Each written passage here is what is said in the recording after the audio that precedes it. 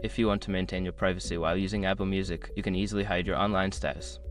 Follow these steps to adjust your settings. Step 1. Open Apple Music. Launch the Apple Music app on your device. Make sure you are logged into your account. Step 2. Access settings. Tap on your profile icon or the free tab at the bottom of the screen.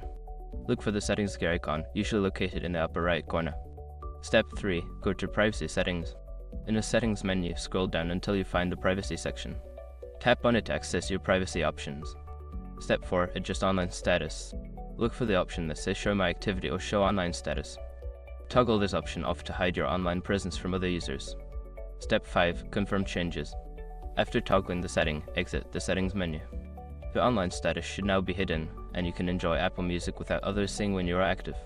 By following these steps, you can keep your listening habits private while using Apple Music.